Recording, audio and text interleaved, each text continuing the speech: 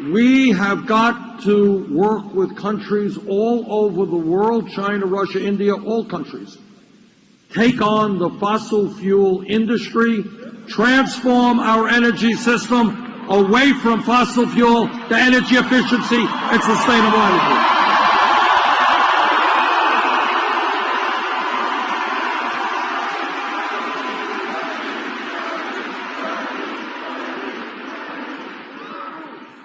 Every major country on earth, every major one, the UK, France, Germany, Italy, Holland, Scandinavia, Canada, every major country on earth guarantees health care to all of their people as a right.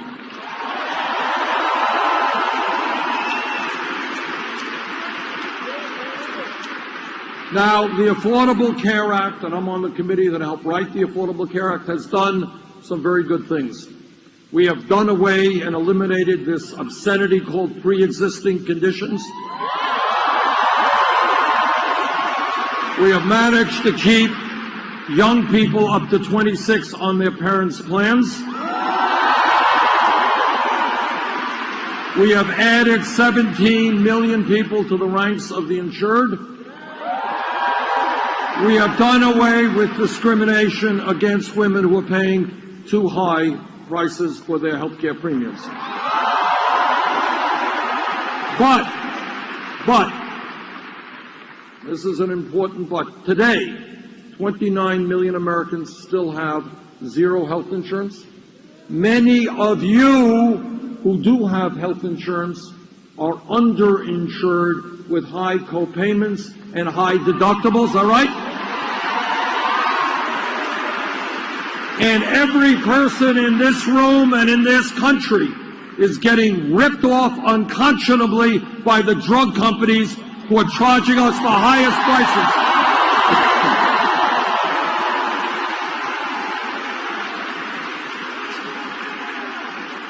Drug companies who are charging us the highest prices in the world for prescription drugs. You want to hear about crazy? Crazy is 1 out of 5 Americans get a prescription from their doctors. They cannot afford to fill those prescriptions. That's crazy. Crazy is elderly people in this country cutting their pills in half because they can't afford to buy the medicine they need. Crazy is the top 3 drug companies last year made $45 billion combined in profits. They make huge profits, and people die in this country because they cannot afford the medicine they need. Meanwhile, on top of all of that, we end up paying far more per capita for health care than do the people of any other country. Almost 3 times the British, 50% more than the French, far more than the Canadians. And that tells me that the time is long overdue to understand that in America we have got to recognize health care is a right of all people, not a privilege.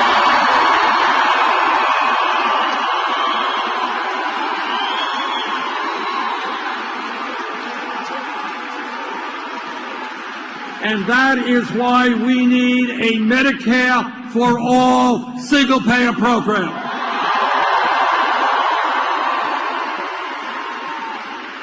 And that program will save middle-class families thousands of dollars a year on their health care bills, save small and large businesses substantial sums of money, and will improve the health of all Americans.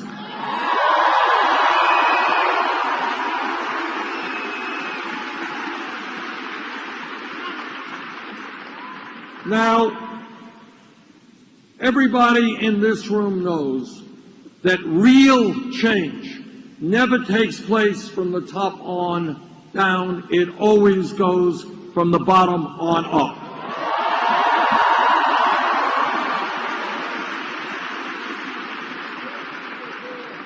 Our brothers and sisters here in the trade union movement know that 100+ years ago, when workers had no power on the job at all, they're working 7 days a week, 14 hours a day, they could be fired arbitrarily. that in order to gain dignity on the job, millions of workers all over this country came together and they said, we're not animals, we're human beings, and we are going to form trade unions.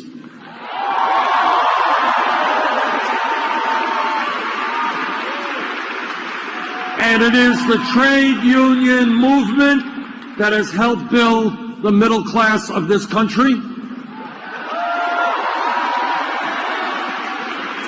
And if I have anything to say about it, we are going to make it a lot easier for workers to join unions.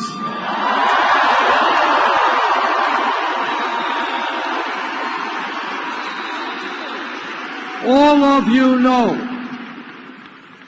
that not just for the last 50 years, but for hundreds of years, African Americans and their allies came together. We don't know how many people were killed in the fight for racial justice, how many people went to jail, how many people were beaten.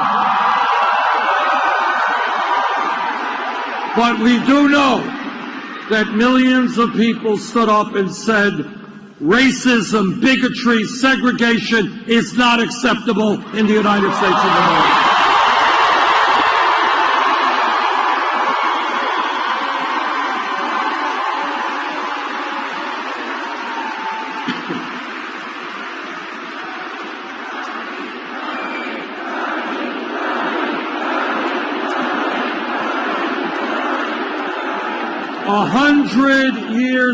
What 100 years ago, not a long time from an historical perspective, women in America did not have the right to vote, could not get the education they wanted, could not do the work and jobs they wanted.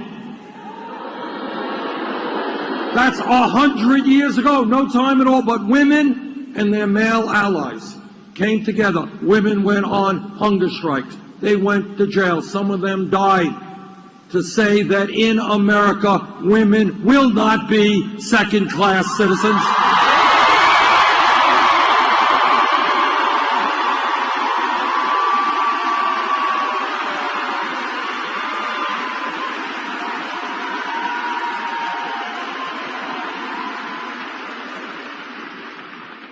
If we were in this room 10 years ago, which is no time at all, 10 years ago, and somebody jumps up and says, you know, Bernie, I think that gay marriage will be legal in 50 states in this country in, say, the year 2015. Person next to him would have said, what are you smoking? You're crazy.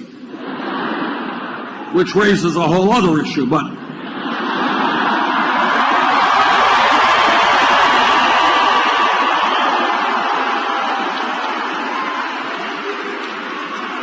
But here's the point. The point is that the gay community and their straight allies, against horrific levels of hatred and bigotry, they stood together decade after decade after decade. And they said that in America, people should be able to love the people they want, regardless of the gender.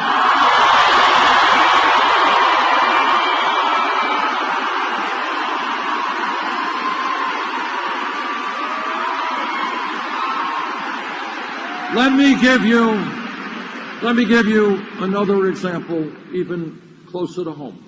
Just listen to this.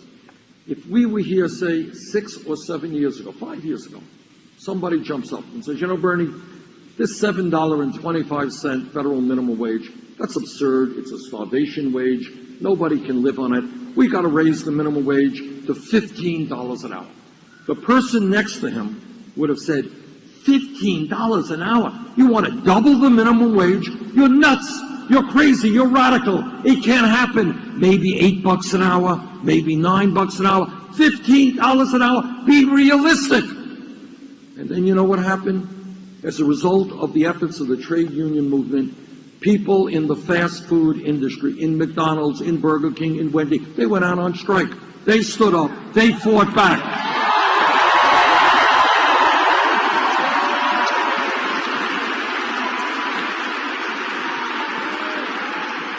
And then you know what happened? The impossible became true. Seattle, $15. San Francisco, Los Angeles, Oregon, California, New York State. And if I have anything to say about it, $15 an hour in every state in this country.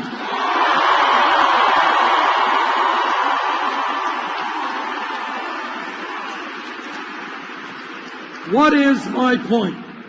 My point is that change takes place historically and now when people stand up and they look around them and they say the status quo is not acceptable.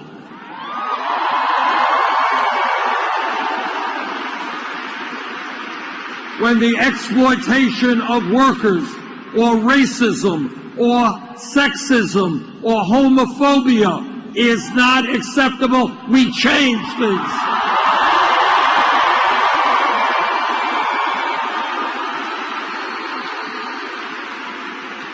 And in my view, that is where we are at this pivotal moment in American history. From coast to coast, and I've been all over this country, people are looking around them and they're saying, wait a minute, why do we have more wealth and income inequality than any other major country on earth? Why do we have to work 2 or 3 jobs to cobble together some income? Why are we the only major country on earth that doesn't guarantee health care to all and paid family and medical leave? Why are our kids graduating school $50,000 or $100,000 in debt? Why do we still have institutional racism?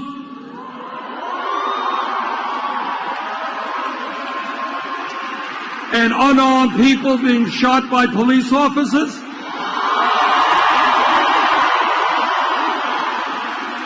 Why are women making 79 cents on the dollar compared to men? Why aren't we more aggressive in saving this planet from climate change?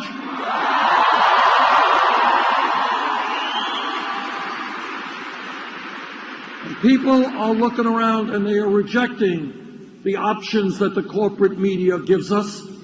They are rejecting the options that Congress gives us, and what they are saying is we can create an America that works for all of us, not just the few.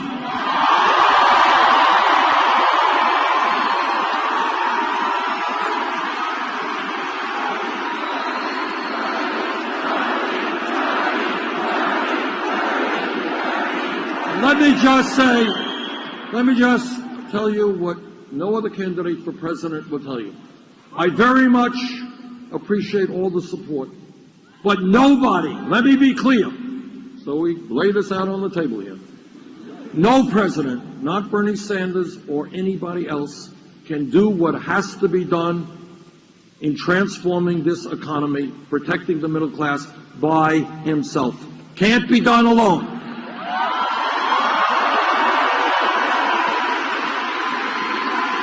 The truth is that Wall Street, corporate America, the wealthy campaign contributors, and the corporate media who tell you what you should see or not see are much too powerful.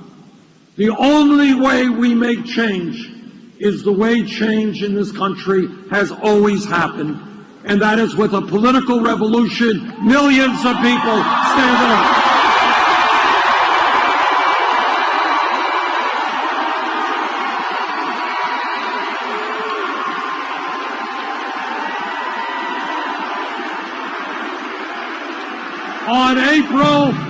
On April 26th, there will be a very important primary here in Pennsylvania.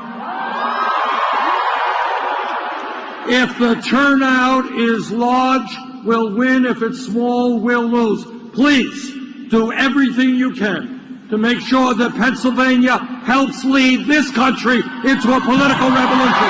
Thank you.